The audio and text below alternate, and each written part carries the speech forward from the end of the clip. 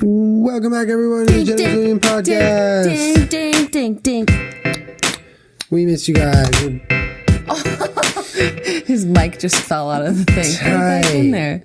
That's such a great start to the episode. Thanks, Mike. Get it back in there. What a great guy. Mike. This guy, Mike. Such a great guy. Anyway, welcome back to the Jenna Julien Podcast, the podcast where sometimes our mics just commit suicide while we podcast. This episode is brought to you by Texture. Guys, Texture is the future for magazine reading. It is an app that lets you tap into the world's most popular magazines anytime, anywhere using your smartphone or tablet. With the Texture app, you breeze through hundreds of your favorite magazines, all in the comfort of your own millennial device. True. Go to texture.com/Jenna Julien right now to start binge reading on all your favorite magazines. You get a free trial when you go to texture.com/Jenna Julien. Texture, the official sponsor of one of the official sponsors of the podcast, but also of Julian's sometimes ability to light things on fire. Texture has made it so there are no magazines here for you to light on fire, Julian. That is an airtight point. For anyone that's been watching our Vlogmas, you know, we've had some close calls. We're also getting scolded in that comment section, though, because about what? We're making a joke about it. Obviously, no one wants anything to catch on fire. Please don't take our funny conversation as us not taking fire safety seriously. That's what we were getting reamed about. It was we a weren't genuine taking fire accident. Safety seriously. Yeah, it was a genuine accident. I mean, you don't need to take fire safety too seriously because then it's not fun. Oh my God. You want fire safety to be safe, but also fun. Oh my God! All right. So we're gonna do some stuff. If I'm a little draggy or this is a little short or whatever, it's because Vlogmas is really taking a lot out of us. Yeah. I was a day ahead, and now I'm like a day behind. Yep, me too. My vlog should have been up this morning, and it's not up yet. Me too. It's been weird because you have the schedule, the massive schedule increase of workload for Vlogmas, but then you also have everything else normally carrying on. Yeah, it's very crazy. Yeah, it catches up with you. So my apologies. It's okay, Julian. We love you. Oh, do you want to touch fingers? Oh, fishy kiss. Fishy kiss. All right, here we go. So I kind of wanted to make this a Weird Things podcast because you guys request conspiracy theories all the time, which sometimes are a little bit difficult to come by because the good ones are all well researched, and it takes a lot of effort to make a conspiracy theory that's good, that really hits you in that mind blown place. But there's a ton of other stuff on the internet that I waste my time looking at and looking up, as I'm sure those of you that are fans of the Conspiracy Theory podcast are also interested in. But they're not really theories. They're just strange things that I like wasting my time reading about. Some of them are supernatural. Some of them are completely realistic. And some of them are just a little weird. So I thought we could, I'm going to tell you what I found, and you tell me what you think, and we can talk about it. I like it. Yeah? I like it. Thank you for compiling this weird list. I like that everything that really interests us. This is literally what I do in my free time. But everything that's interesting to us, in one way or another, just kind of boils down to weird. Well, yes, right? I'm on a never-ending quest to find the things that people can't explain. Those are my favorite things. It really doesn't have to even do with conspiracy theories, which I have a deep passion for. It just has to do with anything that people can't explain. I'm a gigantic fan of. I think that's intriguing. I agree. I think when you come to something that nobody really knows exactly what it is or how to... That's my favorite. This is why I watch a lot of Dateline and murder shows. And I'll sit up at night and watch these things and I'm like, what is wrong with me? Is this murder porn? Why am I watching? Why am I so interested in it? And sometimes it's just that you can't explain why or how, or some of it freaks me out. I don't think there's anything innately weird or off about someone who's intrigued by something like that. If anything, I feel like it's natural. Humans are voyeuristic. They're curious. They want to find things that kind of baffle them. They want to be challenged. And so we're inquisitive. Yeah. But I mean, just like Peachy. Well, it's things like that can't be explained. They make you feel small, and not a bad I'm nothing way, but more holy shit, I'm so insignificant. There's so much more out there. Mm-hmm. That's why I love shooting clouds, because it's like they make you feel so insignificant. They're so big and monstrous, and you're like, look at what I'm looking at right now. 24/7. A, because I'm looking for UFOs, but also B, because I genuinely enjoy just looking at the sky and stars. Like you were saying, I've never been to Oklahoma with some of those crazy skies because of those storms. I've never seen like a whole shelf of clouds, but I've seen a lot of big clouds. We were talking about that. And a big reason why I'm intrigued by clouds and large clouds and big cloud formations is because when you look at something like that, there's something so like visceral about being, you know, in the presence of something so massive. Yeah. And you see it with your own eyes. You're like, you're right there. You're the biggest thing I can imagine. Right. And you're right in front of me. We had that conversation a while back when we were talking about clouds, because you were really excited about like big storm clouds in LA. And I was like, dude, these aren't these. Yeah. For Los Angeles, they were very big. Yeah. But when you are in the presence of like a storm, which I'm sure a lot of you have seen, like the one that I'm thinking of in particular was when I worked at the day camp in Boston, and it was coming over the water, and it was like, you know how you'll see a storm or something. I've never been in a hurricane, I've never been in a tornado, but it all of a sudden it goes from wow, that's something, to you feel fear like inside of your stomach. Yeah. And in a way of like, I don't know what's going to happen right now. Yeah. Like seeing a storm that size just like really puts fear in you. It's crazy. Yeah. And I honestly, like I've considered, I probably will at some point, but I've considered multiple different, storm chasing storms. Well, they have storm chasing tours. Yeah, nuts. They have tours. And I follow a few storm chasers on Twitter. Because there's a lot of them that I've found who are really good about documenting the different clouds, or seeing the different formations, the pre-storm clouds, the post-storm clouds, everything. At it from a scientific perspective. Yeah, but they break it down on Twitter in a way where you're just like, oh, I kind of understand what you're saying. But they have tours, and I would do it. I would fucking do it. I just don't know like how it would work. Not like a tornado though, right, fam? Like please. No, like they have storm chasing tours in like Oklahoma that I would love to go on. Like Tornado Alley shit. Yeah. Yeah. Boy, but I mean, you're with professionals, you know. I'm okay. You know. You're going to just don't get caught up Schitt's Creek without a paddle. Why would you name a creek Schitt's Creek? What an asshole, dude. It was probably a really beautiful creek. There probably is a creek named Schitt's Creek. No, there has to be. Yeah. Because of the saying. Yeah. If you drive from Boston to upstate New York, you see some goofy ass fucking creeks. It's like dead woman floating creek. And you're like, tight dog. No, there's not. Yeah, there is. They're all weird kinds of fucking creeks and shit up there. They name any sort of like running little brook. And they're like, yeah, this is a man sitting up straight creek. And you're like, dude. Is it all official or is it just arbitrary? No, it is. They have their little signs on the side of the road. Interesting. I'm interested. You know, there's a road sign in New England that I'd never seen until I moved there. It says thickly settled. Tell me if you see a road, it's yellow and it says thickly settled. What does that mean? Means the snow is probably thick or something? I don't know. No, it just means like densely populated. What? Wait, really? Like thickly settled. Settled like a settlement? Thickly settled. That's weird. I mean, I'm pretty sure. I'm kind of angry that whoever made that sign chose that wording. We were riding in the van in softball, and it was the first time I'd ever seen it, and I thought it was a joke. I was like, oh, sick fucking street sign, fam. Thickly settled. I was thinking it meant something about, like, the trees or something. Like, what does that mean, thickly settled? It must be super outdated, right? Or else it's a troll job, because there's no way that No, they're all over the place. It says, so you're driving down a road or whatever, and then you come to a town, and it just says thickly settled. Instead of, like, you're now entering fucking this part of Connecticut, it'll say that, and then you'll get to the town and it says thickly settled. I think it's referring to neighborhoods. Do you know what I mean? Yeah, low-key thickly settled. Yo, low-key thickly settled, though. Yeah, that's weird. Anyways, let's get into some weird things. What do you say? Yeah, so. Okay, so the first thing that I found is called quantum entanglement.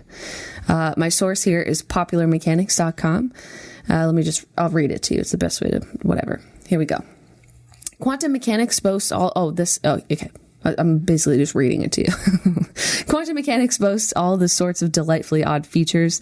There's the fact that two separated particles can interact instantaneously, a phenomenon called quantum entanglement. Einstein disparaged the theory, which he called spooky action at a distance. But there is significant evidence to support the theory of quantum entanglement.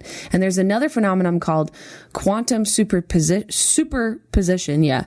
This principle of quantum mechanics suggests that particles can exist in two separate locations at once. Talking like atoms or like little shit, particles. Yeah. Physicists from Stanford University have now demonstrated the superposition of a group of atoms over a greater distance than ever before, 54 centimeters or about 1.77 feet. The largest distance ever achieved before this was less than a centimeter. So that's a pretty big deal. Yeah. Quantum superposition is made even more perplexing by the fact that it can only occur when the particles are unobserved. Bullshit, dude. No, listen. Simply by observing a particle in two different quantum states, you cause what is known as a wave function collapse, and the particle again exists in only one state or the other, and in case of superposition, only one physical location or the other. Therefore, measuring the particle in superposition is incredibly difficult. It gets better. According to the Telegraph UK, Russia is aiming to use this type of technology to create teleportation, with the goal being by 2035, or in about 20 years. Conspiracies around this include, so if you're going to make this for teleportation, first of all, that's crazy that this is already possible, that you can make the same particle or atom exist in the same place at the same time. They can prove it, except the only thing that makes it not possible is observing it. So I have a question about that. What, like, on a scientific level, what about observing something? I mean, you can look into this wave function collapse. If you want me to Wikipedia this. No, we don't have to. I mean, it's just. All right. In quantum mechanics, wave function collapse is said to occur when a wave function, initially in a superposition or several something word I can't read, appears to reduce to a single something word or observation. In essence, it's the measurement of quantum mechanics and connects to the wave function with classical observables like position and momentum. Collapse is one of two processes by which quantum systems evolve in time. The other is continuous evolution via the Schrödinger equation. It makes it collapse. I don't know how else to explain it to you in a way that either of us could possibly fucking understand. I feel like there's nothing that we could find right now that would make either of us understand why that's a thing. Well, you'd have to have a thorough understanding of quantum physics. Which we don't. Which we can't get right now. I mean, I took it, but I don't fucking know it. You took quantum physics? No, I took the one between that and physics. So physics, HP physics? No, the one where it's like harder than physics. Okay. What's that one called? I don't know. Harder than physics. It's called harder than physics. Not like a sexual innuendo, just harder than physics. Yeah, something harder than physics I took. That's really interesting, but yeah, I feel like I would need, like my cousin, she's studying, I believe it's quantum physics at MIT. I feel like I need like a genius like that to kind of just sit me down and be like, even then it's hard to understand because you'd have to understand the formulas. Yeah, but there is ways. But okay, but like everyone can understand what this is saying, right? Yes, you understand what this is saying? Yeah. That they've been able to make a particle exist in the same place at the same time, and that by observing it, it makes it collapse so that it only appears in one physical state at one time. Mm-hmm. You understand that, right? Yes, I get that. You understand how fucking crazy that is? Well, yeah. Yes, I do. I understand how crazy So Russia's looking, this is what's crazy.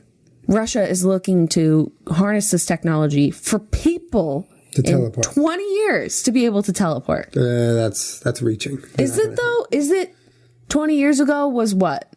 1995? 6? What year is it? 1996. In 96, we had no cell phones. We had no like really fun laptop. We had shitty laptops maybe. Desktop computers. Advances in technology, not advances in literally. But this is the same type of thing. No, I agree. I think reading something that is cool because it's like, oh, it could really happen. I just think 20 years is like, whoa. Look at this. You have one of the most powerful devices in your pocket every single day. But look. It's still right here. It's not moving. It's not teleporting. No, but babe, it's feasible. I'm blown away by it. All I'm saying is 20 years, I would bet higher. Okay, but let's not get bogged down by that. I want to talk about the fact that they can make two particles exist in the same time in different places. That's insane.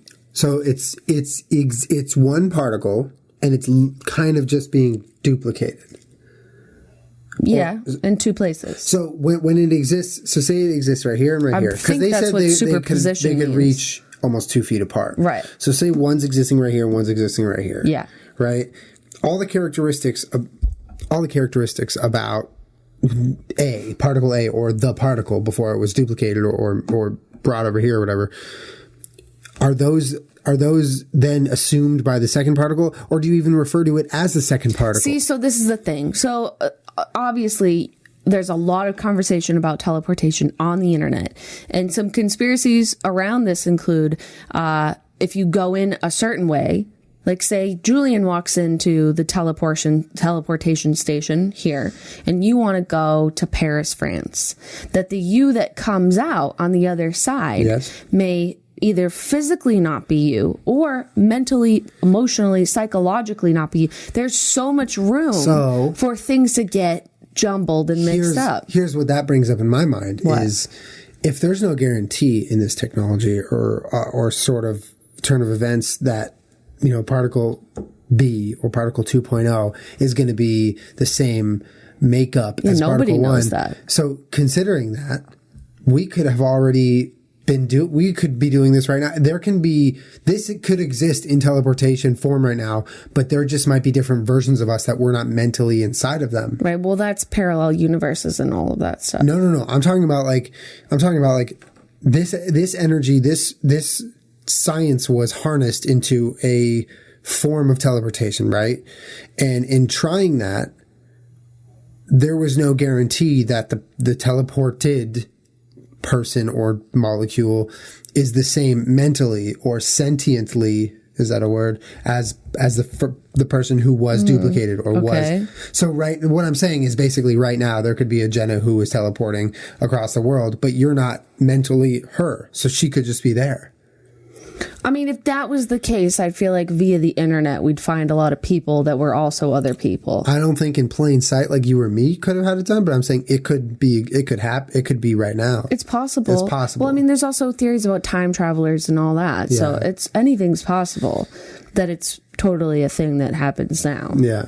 But I think it's insane let's just play along for a second. I'm playing along. Say that Russia develops teleportation by 2035.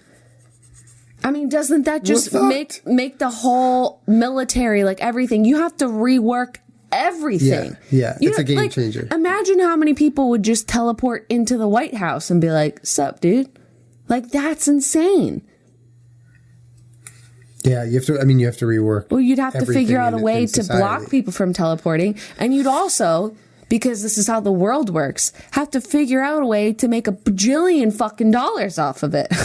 Yeah, it costs money to teleport. Advertising and teleporting. A select few people would have the ability to run that system. Like, you don't get to just sit in your house and play quantum mechanics and quantum physics and build yourself a little teleporting machine. You'd have to go pay a fuck ton of money to go use that technology, which sucks.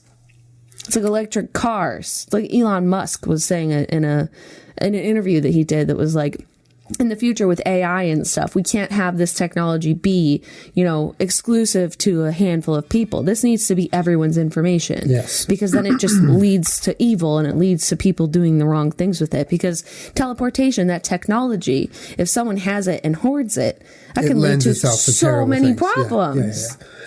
Well, that's really interesting.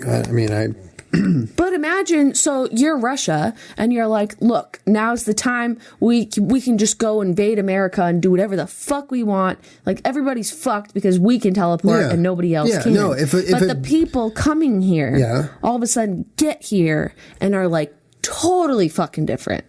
Like, maybe they have arms coming out of their, like, middles, or they're just mentally, they forgot what they were doing here. Yeah. Or they think that there's someone else. That's insane. That's crazy to think about. Especially because, it's like one of those things, like I said, if this were to happen in the near future, who knows when if you met a person and you're like, Did you teleport? Are you the teleported person? Right. Are you real? Right. Were you born? Or were you teleported? Like, people could, the population could just shoot up.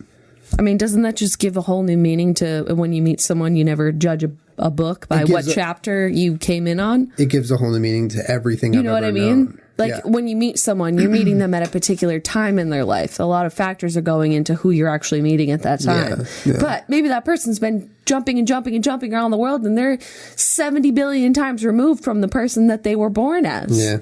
Like, you wouldn't even know your own parents anymore because maybe they don't even fucking remember you. That's wild. Right? Yeah. That's a good one. Anyways. That was weird thing number 1. It's already a thing. And people are already trying to use it, dog. All right. Weird thing number 2. I was on this website for a long time. Like, so much longer than I want to admit.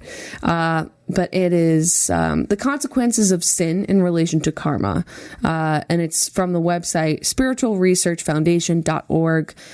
Most of it is by His Holiness, Dr. Jayant Balaji Athavel. I'm sorry if I'm saying that wrong. But I was originally looking up, so we did that podcast about what happens after you die, and that was really interesting. So I know of a couple of theories, but I was hoping to find some more, and instead I found this hole that I went down about what happens before you're born.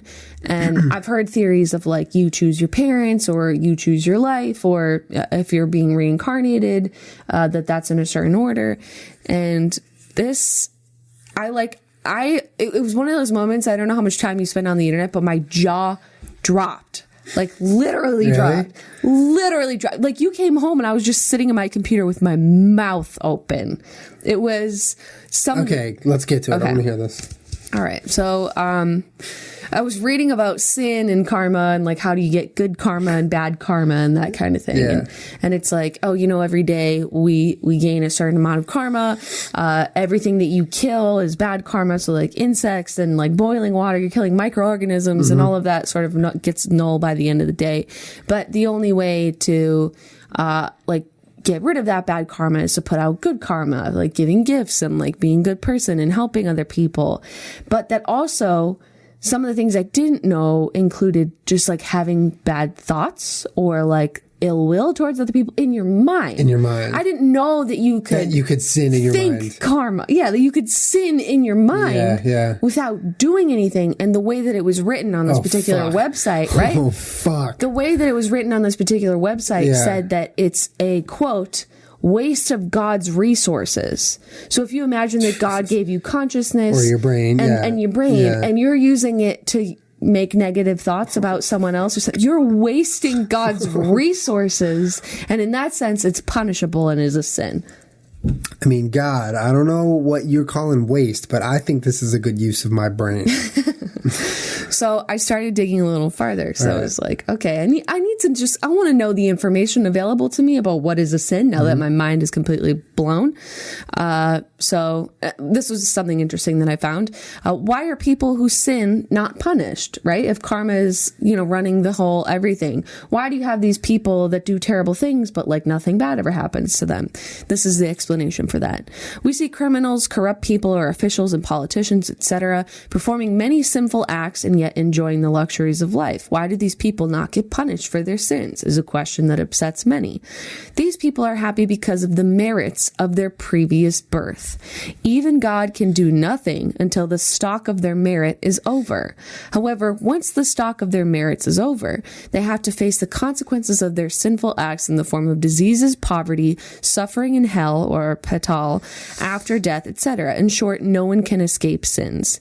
Despite the merits from the previous births, since their tendencies are evil, negative energies gain control over their mind and intellect and reinforce personality deficits in them. Consequently, they commit more and more sins, thereby exhausting their merits very quickly. Once their merits are exhausted, negative energies surround them from all sides, take them under their control, and inflict different kinds of distress on them. Even after death, such individuals suffer in hell for many years. So basically, if you're thinking of someone who's a bad person, you're like, why are they not getting theirs? They either have gotten theirs at one point in their existences. No, they will in their next lifetime or the lifetime after that, once their good karma or merits have run low. Got it. Which is crazy. Yeah. So then some of this reading like made me feel really kind of messed up, because it was like, if you're born like this, or you have a disability, or you're, an animal or something, it's because you did something fucked up. But you obviously can't remember it because it's a past life. Right. But that's like, so some of these explanations, or what you get born as, it's like, it's hurtful to me as a person because it's not what I believe. That's like saying that when someone is deaf, it's because they did something terrible in their life or their past life. I'm not sure I subscribe to this. It really sort of like, it fucks me up because, or you're a cow because you did this. Like, I just really don't subscribe to that logic, even in terms of like a religious what we're doing right now though is a sin, so we can get to that. But if you do believe any of this, that's fine, and I respect your ability or your desire or your religion or whatever it is. It just hurts my soul a little bit to understand, you know what I mean? Yeah, no, I'm not going to have so hot. I'm not going to have a conversation about whether this is right or wrong, or what you guys believe or what you believe, Jenna. Totally. Everyone can believe anything. Yeah, but all I'm doing is just reacting to it. Like, I think this is kind of ridiculous. I found this chart. Don't read it. You're cheating. I found this chart. So it says, consequences that have to be faced in the next birth or hell because sin incurred. Sin committed by a woman. Inappropriate behavior with the husband. If you talk angrily with the husband, according to this chart, in your next life, you will be born deaf or in poverty for 7 births.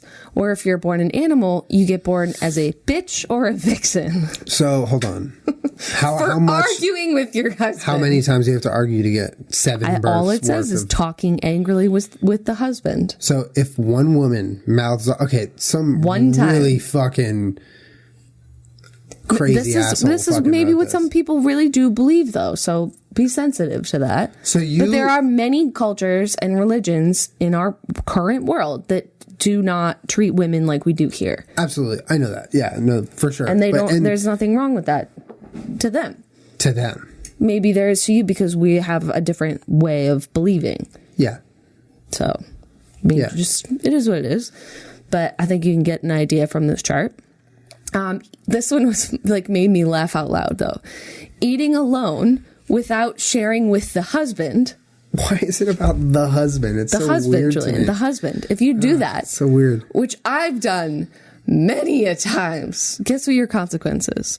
The next lifetime you are born as a bat that eats earthworms first and then later its own excrement. So what if I don't want a husband? I don't know, babe. But I don't know. But because I eat alone sometimes and don't share with you, I'm gonna be a bat at the least. Like if I cross my fingers, I can be a bat because some of these are messed up. What is the name of this? I already told you. Can you repeat it? It is spiritualresearchfoundation.org. I'm sorry because I'm like normally really like accepting of theories, and I can't with this one. Okay. Adultery, eyeing other men with desire. I do that. Means that you would be born. I many men. Means that you would be born into poverty, one with a squint in the eyes. Like your eyes are fucked? I guess so.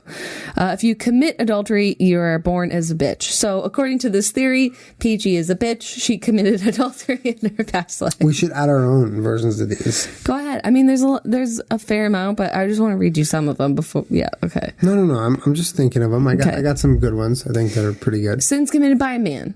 If you get married for a second time, you have bad luck for 7 births. Why 7? Why not 8? I don't know. If you force a woman to abort, you will face infertility in your next life. And if your son is born, if you're born like you have a son, he will have a short life. If you as a man commit, or if you lustfully watch another woman's face, you will be born in your next life with an eye ailment. That's right. Lust. If you have a physical relationship with your brother's wife, you will be born as a donkey, followed by birth in the snake species and hell in the end. This is just airtight logic all over the place. Okay, so if you notice how much the other person is eating... Who's the other person? I don't know, but why is that a scenario? sin? What scenario are we in? I think it has to do... We're noticing another person and what they're eating. I think it has to do... Gives you 7 births worth of... No, that wasn't the consequence. I didn't tell you the consequence yet. I'm just assuming the consequence is blindness, okay? 7 births with blindness. No. Just one. Only one birth? Just one, yeah. Some of them have 7 births. There was only one so far. Right. This one is just blindness. I think it has to do with the ego and jealousy and that kind of thing, because those are sins. So if you're noticing how much someone else is eating and feeling some type of way about it, you're comparing yourself. You're going to be blind. Noticing how much the other person is eating. They're going to be like, whoever... I've noticed that all the time. How are you not supposed to notice what someone else is eating or how much they're eating? I'm God, and that's an abuse of the power I gave you to look with your eyeballs. It's a waste of resources. How dare you look at that? Friendship with sinners was a big, huge page on here that I read about. You're going to be born a donkey. If you commit betrayal against anything, it just says betrayal, you will be born as someone that vomits after meals. Oh my God. Right? If you steal water, you will be born as a crow. If you steal anything, you will have poor nails. Poor nails? Poor nails. If you steal fruit, you will be ugly or you will be a wild animal. If you steal milk, you will have leprosy. If you steal honey, you will be an eagle, which sounds dope. Right? Can we go steal some honey? I want to be an eagle tomorrow. If you steal food, you'll have spleen disease. Also, along with water, if you steal household articles and utensils, you will be born a crow. If you steal books, you will be blind. Articles that are on a deathbed, which I don't know what that means, you'll have life imprisonment. If you steal gold, you will have urinary disorders and diabetes. Why? Because pee is gold? I don't know, man. That has to be their logic on that one. I'm trying to... Okay. They may have a system for how these punishments work, but for the gold, come on. Like, you pee gold. Golden shower, come on. Wow. I agree with that. It hurts me a little bit for someone to sit down and try and explain what's going to happen to you, or, that some people in certain, or some animals or some anything is less than, you know what I mean? Like, it just sucks for me. Yeah. I just don't like that. I don't like it either. It makes me feel weird. But to each their own. To each their own. But the bottom one on the list, I subscribe to that one. Well, you could also... The one over here. It says, if you watch the Jenna Julien podcast, you get a free trial at texture.com. Boy, you did not. You do. So in this life, you don't have to wait till the next life. Also, if you watch the Jenna Julien podcast, you can right now go to texture.com/Jenna Julien. You get immediate entry to all the top magazines you may want to read. Billboard, Brides magazine, guys, for all my brides out there, or my Brides magazine fans out there, check it out. They have Eating Well magazine, Entertainment Weekly, Esquire, Fitness magazine, Forbes, Fortune. I mean, all the top magazines on an app. I mean, I'm kind of blown away that it hasn't existed until Texture, but Texture has made it so easy. They not only let you subscribe to your favorite magazines, but they will also curate certain articles based on what you've been reading, because Texture has a team of editors that will do that, try to suggest new reads for you, so you're constantly getting fed new material. It is a really easy app. Texture is entirely digital, so it's super environmentally friendly. You're not wasting all this paper, which, like Jenna said, could also be maybe in the wrong spot when you're being stupid and, I don't know, have a fireplace at your house. But don't worry about that with Texture. Right now, guys, you can get free entry with a free trial. Go to texture.com/Jenna Julien right now and let us know how you like it. I personally love it, and I think everyone at some point just needs to make the switch here. And thank you, Texture, for putting up with our shit. Thank you, Texture, for putting up with our shit. Thank you, Texture, for putting up with these fire segues. Fucking lit. Speaking of lit, you guys want to get... Here we go again. You guys want to get... I don't even have anything here. If you want to get lit on Christmas and look nice and ugly Christmas sweatered out or onesied out, go to Tipsy Elves, guys. Tipsy Elves are the amazing sponsor from, what was it, last week or two? I think it was 2 weeks ago. Yeah. They gave us our onesies. We have these Christmas onesies. They are very stylish, and they have really, really quality material. They're not crappy onesies. Tipsy Elves makes all the ugly Christmas sweaters, all the fun. They have really fun Christmas sweaters. They have goofy things. But Tipsy Elves is just kind of like a different style that I feel like doesn't really exist out there. And it's an awesome one. They have a whole selection. They even have like full suits, like dress up suits, but they're like Tipsy Elves. They're holiday themed and they're really cool. You can right now go to tipsyelves.com and check out the all new 2016 sweaters and onesies and everything they have. Just if you record in front of a green screen, maybe you don't get a green one like I did. Because that wasn't the smartest thing. Right now, you guys get 20% off tipsyelves.com on anything you order. Ding Fam gets 20% off. So if you get an ugly Christmas sweater, get it from Tipsy Elves because you will be happy. They have awesome designs and the quality is not to be beaten. And you don't have to leave your house. You don't have to leave your house. Yes. Order it. Well, it's also one of these things where you could see all these potentially cool looking Christmas sweaters or whatever online, but you never know how good the quality is. With Tipsy Elves, you're getting that awesome quality, which you're going to want to wear their stuff. Go to tipsyelves.com, enter code JJ at checkout, and you get 20% off site-wide. And then you can be a Tipsy Elf and get all tipsy and lit. Oh, there's my segue. Just came a little late.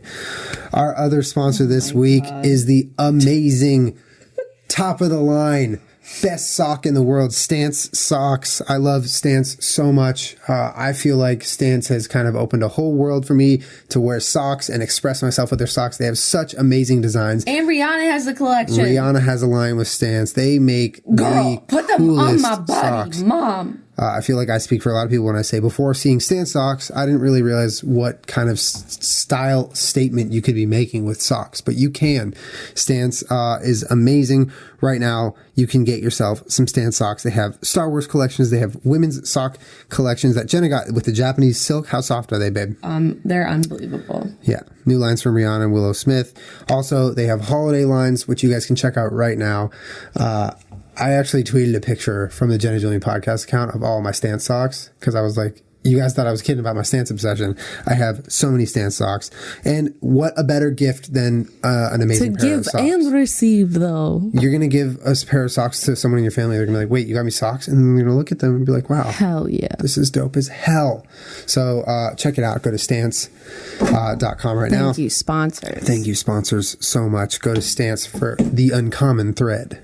Thank you guys for always putting up with our shit. And also, you do a good job showing love to the sponsors because they, you know that they show love by accepting the J&J family, and for you guys to go, I see a lot of you guys tweeting at them and getting their stuff, and we appreciate it. We love you, Ding Fam. All right, you ready for number 5? Ooh, I'm ready. Here comes number 5. Give it to me, baby. Mark Zuckerberg, you already know it's going to be great, is trying to literally plug us into a mental emotional consciousness matrix. Facebook's Mark Zuckerberg has a vision for the future, a day when people won't just share posts and videos and images on social networks, but also their sensory experiences, thoughts, and emotions lifted directly from their brains. Oh. As reported by the Daily Mail, Zuckerberg raised this curious possibility during a Facebook Q&A. It was about a year ago, I think, projecting that the technology may exist in as little as 50 years. Beaming thoughts and raw emotions to others will be as simple as pressing send, something he's described as the ultimate communication technology. Having other people's thoughts and emotions entering your own mind. If you can feel what others feel, at what point do you begin to question which thoughts and emotions are your own and which were put there? Social networks are already manipulated by marketing and political interests. Imagine that happening in your own head. See, when it gets to like invading my thoughts, I am not about it. I want this to be my sanctuary where anything goes. Mm-hmm. I mean, not anything, but it's your brain. You should not have it policed or monitored. Your body and your mind and your consciousness, as far as we know. As far as we know. Yeah. When we talked about this with the blood-sucking Google Watch that was being referred to as a particle accelerator. Yeah. Your body is the last thing that you have that is truly yours in your mind and your consciousness. Like everything else. Strip away all your iPhones. Like your DNA is the only thing that you have left that is not infringed on by like anybody else. Yeah.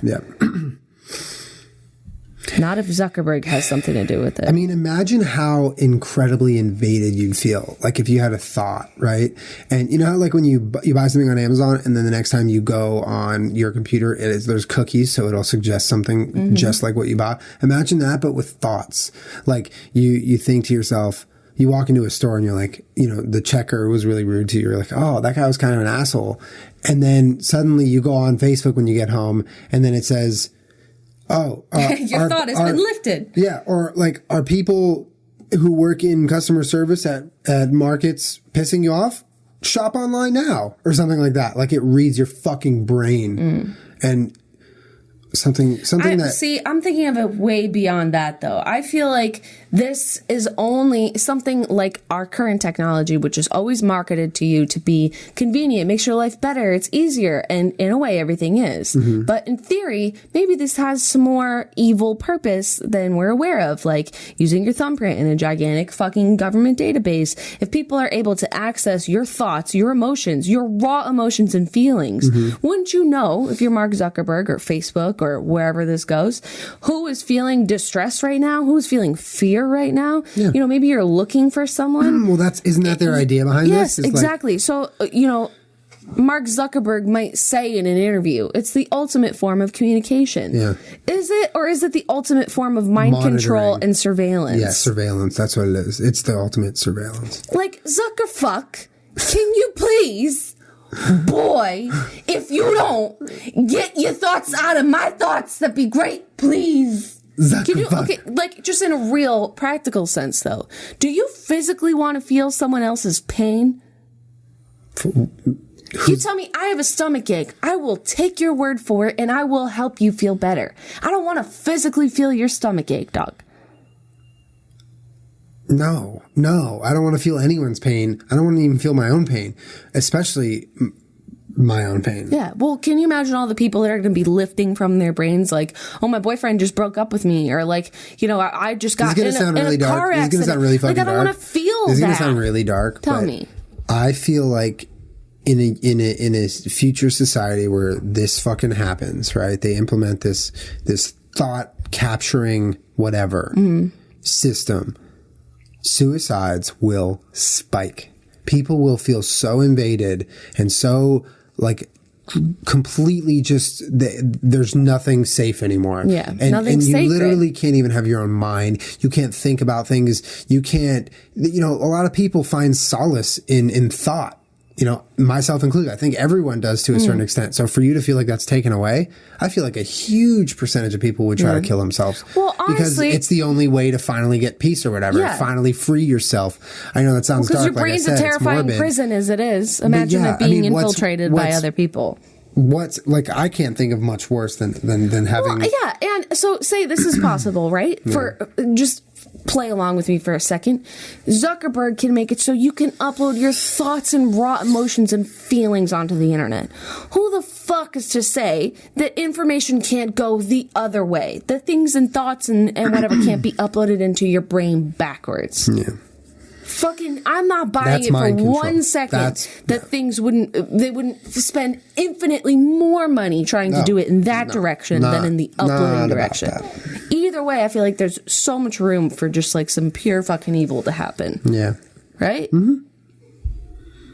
My goodness. Yeah. You said that in an interview. Pretty fucked. Like, dog, I am not on the same page as you. I am not here for this. Zuckerberg, please. Zuckerberg, please. No. Get out of my brain. I don't like it. I like to choose when I share. Even though I know you know everything. I like to think I keep things private. You're always being watched. You're always being watched. All right. What do we got? From strangerdimensions.com, just one of my favorite places. I watched I frequented every Tuesday. Well, actually, StrangerDimensions.com is the first place I ever found talking about the Berenstain Bears, Mandela Effect. Mandela Effect, yeah. And it's a pretty great website. All right, what do we got? I watched 2 separate videos.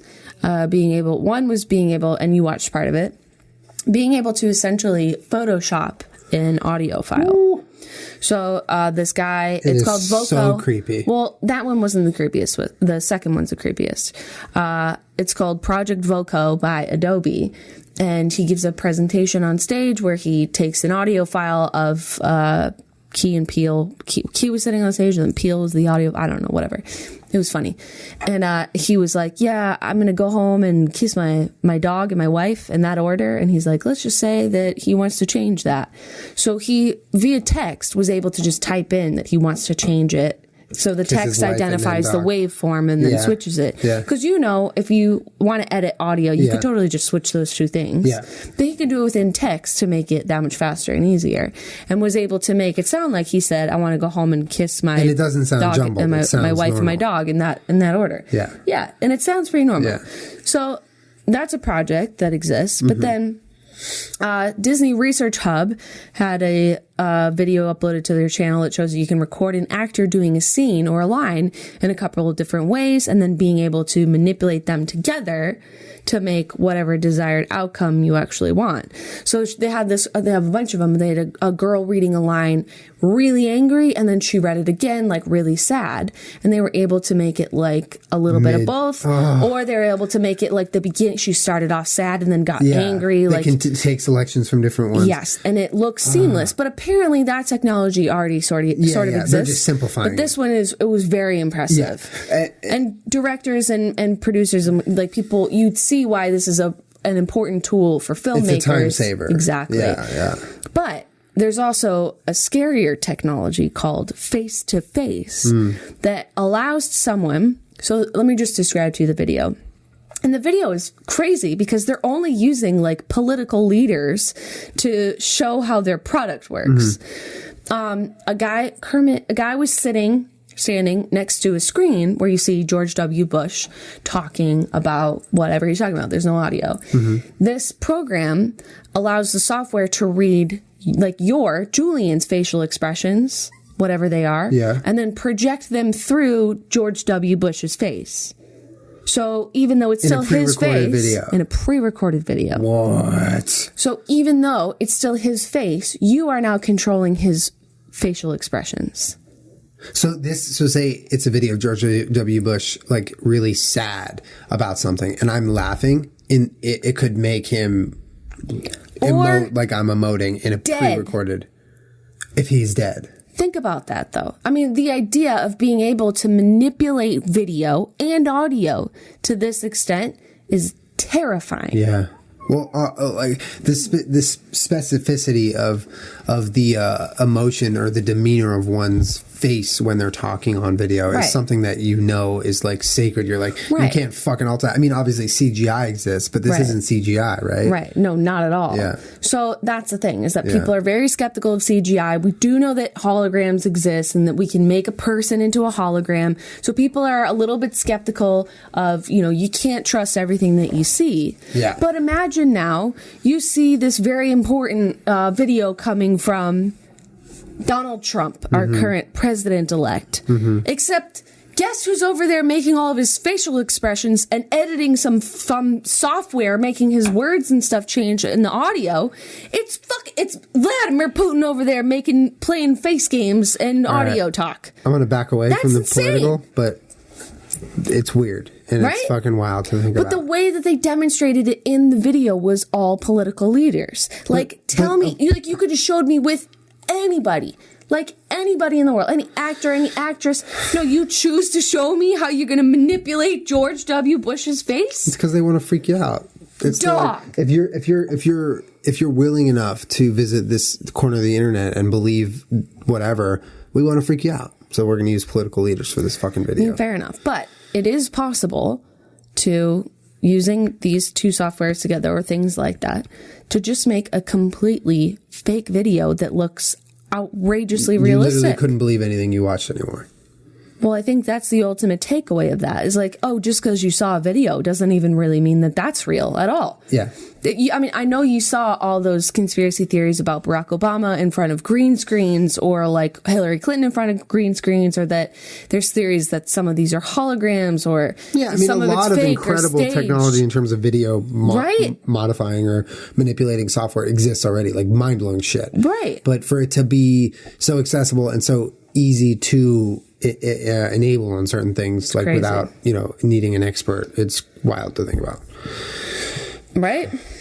Anyways, moving on. Man. Fucked up. We got one more? I have two more. The last one's not really a one, though. Oh, Project Monarch? Is that what that one No, this is not the last one. Oh, okay. There's two more.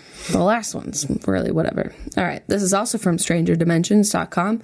It's called Project Monarch. Why are you reading this before I even tell you? Because I didn't realize I wasn't allowed. Okay. The monarch butterfly. Every year, millions of these golden-winged insects migrate south to a small area of pine groves in central Mexico, which consists of only about 70 square miles. The process of this journey has amazed scientists for years because the time it takes for the migration to occur is actually longer than the lifespan of a monarch butterfly, which is about 6 to 8 weeks. Okay. This means their offspring, born during the migration, simply knows where to go and carries on from there. Call it instinct. Okay. In fact, many wonder if there isn't some kind of genetic memory at work, something hardwired or programmed within them that guides them and their actions towards their goal. This is something that exists in many animals, possibly even in humans, like the bird's ability to build a nest or the turtle's compulsion to bask on a sunny day. But the monarch butterfly is a symbol of something else, a different kind of programming that is said to permeate our modern society and control millions of people throughout the world. Project Monarch. As the story goes, Project Monarch was part of a covert CIA operation known as MK-Ultra, which began in 1953, and it would also later be attributed to the Illuminati and is allegedly still used today. Under Project Monarch, victims, usually young children, are subjected to intense trauma, inflicted to the point at which their minds dissociate from the experience. This causes a form of multiple personality disorder, allowing the, quote, programmer or handler to mold these dissociated minds into new controllable personalities. From there, the triggers or alters are put in place within popular media and other sources that, quote, trigger and cause these mind-controlled, quote, slaves to perform whatever actions they have been programmed to do. There are also various stages or types of programming, each tuned to specific types of individuals and serving different purposes. Alpha programming, for example, leads to increased memory ability and greater physical strength, while delta programming exists to remove fear and ensure that orders are followed until the very last breath. What's the end goal of all of this? Control, of course. While these types of mind control conspiracies aren't necessarily unique, there's also the Nazi marionette programming, the MK-Ultra program, as well as its precursors, Project Artichoke and Project Bluebird, actually existed. These CIA operations sought to understand hypnosis, new interrogation methods, forced addictions, behavioral engineering, and yes, mind control, among other things, a plethora of strange and, let's face it, shady undertakings. What's most compelling, perhaps even iconic, about the Monarch mind control, however, is that these triggers and patterns can allegedly be found in much of popular media, which is all over the internet. I'm sure you guys are aware of those. I've written about Illuminati imagery, the Eye of Providence, and its place in popular culture, but monarch mind control is a bit different. These aren't icons and images placed around just to say, aha, we're right here and you don't even know it. These triggers are put in place, allegedly, to control the minds of their pre-programmed slaves and initiate a response. Who had been through MK-Ultra. Well, I mean, or if you're talking about genetic memory, maybe you're the kids of someone, of a cousin or whatever. Okay, keep going. In fact, those who have been programmed likely don't even know they are under control at all. Once triggered, their programmed personalities will surface and they'll be like dancers on a string. Here are just a few of the supposed examples, blah, blah, blah. There's a bunch of stuff in there. Like, obviously, like Lady Gaga music videos and anything that has to do with butterflies or monarch programming. But, I mean, who's to say that maybe that's not a fucking thing that exists? Yeah. It's like in Zoolander, like the Relax song. Relax, don't do it. Triggers him to kill the Prime Minister. And I've read articles, I forget what I was reading, but it was for another podcast, I think, where people claim, I forget, it's called something, a certain phenomenon, where people claim that they just feel like they're supposed to do something, and one day... They don't know why, but they feel it. And they don't know what, but they feel like a switch is going to go off, and they're going to have to do something. And that's probably speculated to have something to do with this. Pre-programming. Yeah. I mean, MK Ultra, I've done a little reading on MK Ultra, and that shit is very fascinating. What would you read? And scary. Well, because when we were researching for the Don't Hug Me, I'm Scared theories, that was one of them. It was like a parallel between Don't Hug Me, I'm Scared and MK Ultra. Like the way that they're, you know, how they like lose their minds, you know, in every episode at some point, and like they change form and things are looking fucked up and torturous and dark. It's supposed like a lot of the theories are like it's some sort of a flashback or some sort of kind of memory burst of like having gone through those programs. Jeez. But yeah, no, the deeper you get into things like that, the more you just kind of get like scared at all the shit you think exists that you don't know. Because like MK Ultra is something that like it's a program that was kept so secret that like went on and it was so wrong. But the fact that it existed and like was documented makes you so terrified because it's like, what the fuck else went on? Right. That we didn't know about, that I didn't know about. Well, I mean, think of all the, I mean, if anyone buys into the predictive programming or whatever in the media, think of all the shows and things that you love, like Stranger Things, like of the government doing these experiments on people and mind control and that kind of thing, and what happens in a society where that happens. It's fucking scary, man. It's pretty fucking crazy. Yeah. Well, I mean, you just let me know in the comments if you think you're being pre-programmed. Well, honestly, not much we can do. I feel like there's a lot of people who have had moments, and I think that's a weird kind of thing that I would say I might have had too, where it's like you feel like you're supposed to do something or go somewhere. Yeah, and not like, you just feel this what's that thing I was supposed like, to do today? It's not no, that. it's like, it's a different feeling than that. Like, I don't know if I've had it very strong. Life purpose. But I mean, I can identify with someone who may have claimed to have felt that. Like, that's a real thing. And you know, your mind is... I've never felt like something's going to switch on and I got to do something. But you don't feel like out of everything we've talked about, I feel like that's the most graspable thing that I could be like, oh, someone told me that they really felt that they had a higher purpose or something very specific they needed to do or else. And they can like, they would tell me in person, like, this is how I felt. I would be like, okay, that's something I can not just like, you know, brush off my shoulder and be like, that's crazy. I'd be like, well, you can't argue with how someone feels. Well, yes, but you can also I feel like you can kind of just innately relate to something like that. Because, you know, deja vu and things like that where you just like, you don't know how to explain it, but you're feeling something that's there mentally. And this is just another one of those things where it's like someone might have really felt something. So you're saying you're pre-programmed. No, I'm saying I get it. Like, I understand what that might feel like if someone were to tell me that they're... So you're saying you're pre-programmed. Is that what you're saying? EBB, you pre-programmed? You want some pre-programmed fuck? I can't relate to that feeling at all. I've never felt like something's just going to switch off and I'm going to have something to do. No, I never had that feeling. All I'm saying is that if someone were to tell me that they've had that feeling, I can grasp that. I get it. All right, let's move on. This is the last one. 4 signs, it's really only 2. Okay. That your dog has seen a ghost. I feel like okay, sorry, go on. All right, I watch this video a lot. Please stop thinking at me, baby. I love you so much.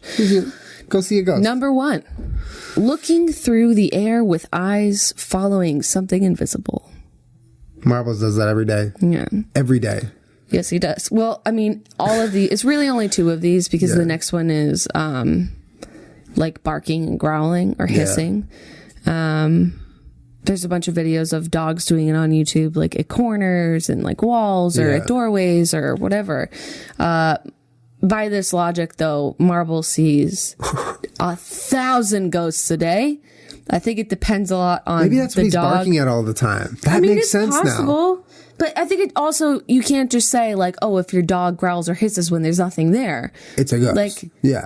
That's not fair. Marble just gets set off by everything. Yeah, and he hears and he's listening for it. It's like they do this thing where they get in this mood where they really want to just patrol. Marble does. No. Hold on. It's Marbles and Kermit, because Kermit is the minion who has learned exactly from watching him do it. And they do this thing where they both post up and stare at the front door. And any tiny peep that comes from that direction, they will freak out over. Yeah, but I mean, they're staring at a door. It's very specific. They're listening for something. Yeah. But I was going to say that they do this. Marble does this thing where he'll get excited and then he'll like run and look at Kermit because he wants Kermit to also go with him. Yeah. And you know what I mean? Like, he doesn't just go chase it by himself 24/7. Like, sometimes he barks next to Kermit to try and get Kermit. And Kermit plays into it. Oh. They do it with each other, and then they'll start barking at each other, and then they get each other to go do the same thing. I mean, talk about Zuckerberg. Marbles is mind controlling Kermit. He is mind controlling Kermit. I mean, Kermit's just this thoughtless minion who's like, I'm going to just get controlled. Hey, minion. My poor Kermit. Hey, minion. He just gets manipulated right and left, don't you? Yeah, just a little guy. You just rescued him from Peach. I love She you. was trying to play, and he was not having it. Peachy, not now. All right. But yeah, barking or hissing when something's not there. The third one is ignoring you, and I guess this applies more to cats. Like if they're just ignoring you and looking at something else, but I feel like that means your cat is seeing ghosts. Or they're just 24/7. They're just a dick. And fear of the unknown. Reddit user Lily Beth shared a story 2 years ago that exemplifies our final sign that your pet has seen a ghost: fear. She had recently moved into an old house with her grandparents. The place was about 100 years old and in her words, creepy. One night, she and her dog Lola were about to go to bed, but Lola began to act strangely. She jumped up and went to the bed's edge as if to look over. Her eyes then began to follow something up in the air, something invisible. I would call her name and she wouldn't move, Lily Beth wrote. She turned on the light to see perhaps if Lola was being pestered by a fly or a mouse, but she saw nothing. Then, as if in fear, Lola curled up against Lily Beth, occasionally glancing over the edge of the bed throughout the night. I don't like that story at all. In fact, I wish I had never heard it. Well, I mean, you've seen them. Okay, but also just to debunk real quick, Kermit is afraid of everything all the time. Yeah. But remember we saw Weechi do that a couple times. Yeah. I don't like to think about that. Yeah. It creeps me out. It creeps me out every time that we move, or you move into a new house. Yes. First of all, it's like a big fear I always of mine. sage it thanks to Rome, because she got me on that sage train. She gave me that nice sage and we light all the corners of everything on fire. What's a roan? Rome. Drone? You mean drone? Stop. I was talking about something, dog. Sorry. I just didn't know what a roan was. Rome. Thanks to Rome. The person. I don't know. Stop. All right. Sorry. Continue. But I always get scared every time that we move that you're going to bring the dogs over for the first time after you've already signed your lease and everything, and they're just going to refuse to walk in the front door because your whole fucking house is haunted. That's a legitimate fear of mine. Well, it's the worst case scenario. You invest all the worst case scenario is buying a home that's haunted. Well, that's what I mean. It's like you invest all this money and time and effort in switching homes and the move, and then you finally are all done and you're like, oh, great. Like, I feel like there are spirits here. And tight. Yeah. Tight. Well, this is a good weird podcast. Yeah, I like weird stuff. I like weird shit. If you guys have any experiences with any of these things or opinions, or if you just want to write the word dink, comment below and we'll read them. Yes, please do. Kermit, oh my God. Oh my God. Peach has done that 3 times to me. She's done that 3 times to me this podcast. You guys are too This has been a dogcast. Dogcast. There you go. Dink dog, dink dog, dink dog. Thank you guys for hanging out with us. Sorry, I'm tired, and it's okay. I appreciate that you're here. Dink fam, you mean a lot. We'll be back next week with another podcast. And she's licking the mic. Good girl, yeah. Check out the sponsors' links in the description, and have a great week, guys. Love you, Dink fam. Love you guys. Bye. Bye.